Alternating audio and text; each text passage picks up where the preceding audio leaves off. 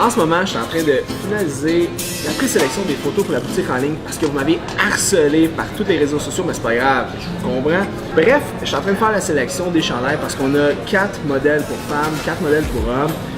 Les coupes sont vraiment cool, comme ce merveilleux t-shirt pour hommes. Je suis vraiment content parce que je vais essayer de rendre justice avec la photo au type de tissu, au type de coupe qu'on a, parce qu'on a fait exprès pour aller chercher pas comme un coton cheap, aller chercher vraiment un tri-blend, une qualité dans du haut de gamme. C'est un petit peu l'objectif, puis j'essaie de trouver les bonnes photos qui rendent justice à ça.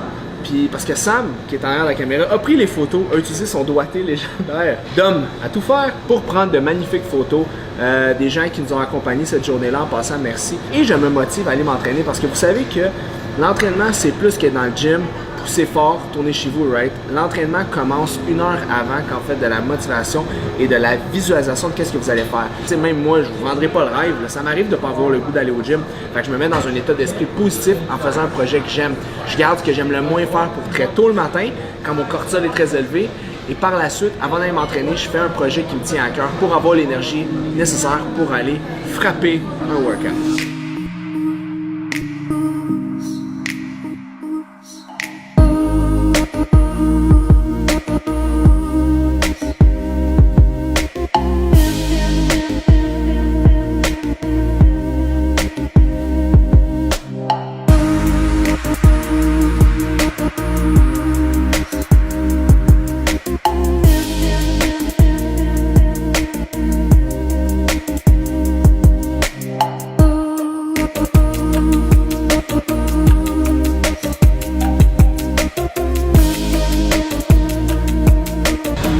Donc, on vient de finir la première partie du workout qui était des exercices de pec.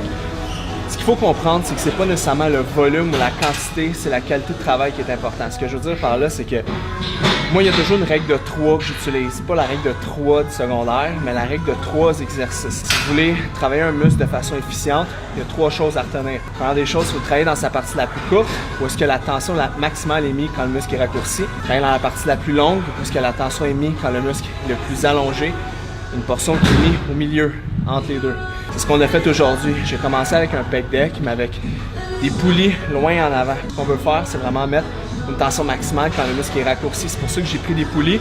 Je me suis assuré de les mettre vraiment un petit peu plus en avant de mes épaules pour que lorsque mes mains étaient collées ensemble, c'est là que la tension était la plus maximale. Deuxième des choses, quand on fait du pec, pensez biceps pectoral. Ce que je veux dire, c'est qu'il faut rentrer un segment dans l'autre et on vient écraser au maximum.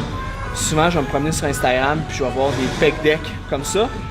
Fait que là, on dirait que la personne serre un ballon dans ses bras. Si vous êtes sur tout le gear de la Terre, peut-être que ça fonctionne. Ou si vous avez la génétique de Hercule, peut-être que ça fonctionne. Mais sinon, c'est d'une stupidité incroyable parce que c'est ne pas connaître la physiologie puis pas connaître comment un muscle travaille. Faire des exercices, c'est une chose. Entraîner un muscle, c'en est une autre. Donc, ce qui est important de comprendre, il faut rapprocher 2 segments. Donc, première des choses, on travaille en muscle court parce que c'est là que le muscle est le plus faible la majeure partie du temps. Puis ça vient amener vraiment un bon gorgement de centre du muscle. Deuxième des choses, je suis allé chercher un muscle mid-range. Donc, avec un press, vous pouvez le faire avec un dumbbell press, exemple.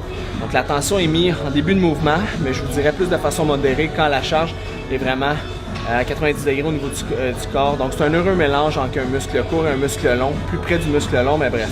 Ce qu'il faut comprendre, c'est qu'en fait de l'hypertrophie musculaire, vous voulez entraîner un muscle spécifique, essayer de stabiliser le maximum de segments. T'sais, souvent, je vais voir des gens faire des biceps curls, par exemple, ils vont se swinguer. Le problème, c'est que tu as plein de fuites de force qui sont faites. Fait qu'on s'assure d'être très stable et de garder la charge. Par la suite, j'ai fini avec un decline dumbbell press. Vous avez vu, j'ai pris 2 secondes de pause en bas du mouvement. Pourquoi en bas? Parce que c'est un exercice en muscle long. La tension maximale était mise lorsque mon muscle était allongé. Donc, j'ai potentialisé ça avec des tempos.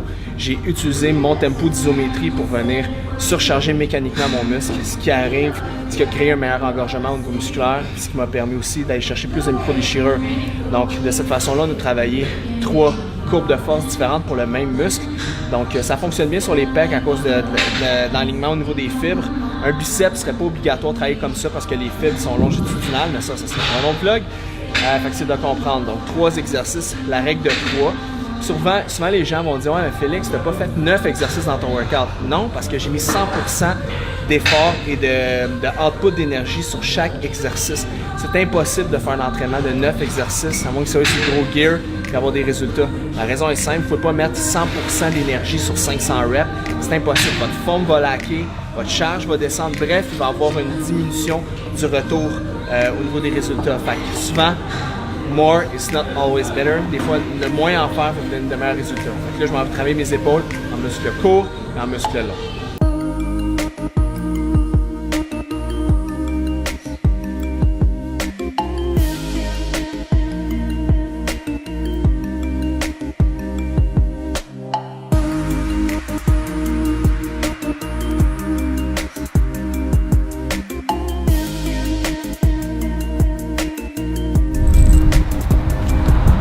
Donc, on vient de finir un gros workout de pecs et d'épaules.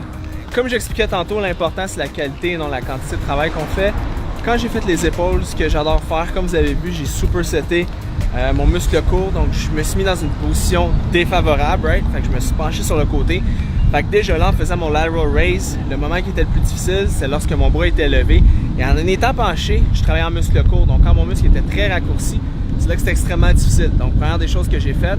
Deuxième des choses, par la suite, je me suis mis en position neutre et j'ai fait des lateral raises classiques. La raison est simple, c'est que c'est très difficile de travailler en muscle long quand on fait des épaules. À part qu'il aurait fallu que je me couche de l'autre côté, mais c'est pas super utile dans un gym, c'est pas super confortable. Fait que ce que j'ai fait, j'ai commencé en muscle court penché et de façon neutre par la suite. Là, vous avez dit, ouais, mais Félix, t'as monté ta charge. D'habitude, on fait des drop sets. Là, on va se le dire tout de suite, là, des maudits drop sets, je suis plus capable. Il y a d'autres choses qui existent dans la vie. Il y a un gars qui s'appelle Kevin Arsenault qui a fait un livre sur les 150 meilleures techniques d'entraînement. Bref, c'est juste pour vous dire qu'il y a d'autres choses que des super sets puis des drop sets, ok? Fait que ce que j'ai fait, au lieu de baisser ma charge puis que ça soit encore super facile puis dur pendant à peu près comme 4 degrés, j'ai monté ma charge. Donc, au début du mouvement, c'est devenu plus difficile. De cette façon-là, j'ai pu surcharger mon muscle dans l'amplitude complète du mouvement, au début en muscle court et par la suite en muscle long. Fait que c'est de cette façon-là que j'ai pu maximiser et déchirer le maximum de fibres pour mes épaules. Donc voilà guys, c'est ce qui complète le vlog 24 chest, épaules, parce qu'en étant une minorité de FD Troopers qui s'entraînent de la bonne façon, on va pouvoir influencer une majorité de gens qui pourraient s'entraîner de façon plus optimale au gym. Donc c'était Félix Daigle, merci de m'avoir écouté jusqu'au bout et on se voit très bientôt.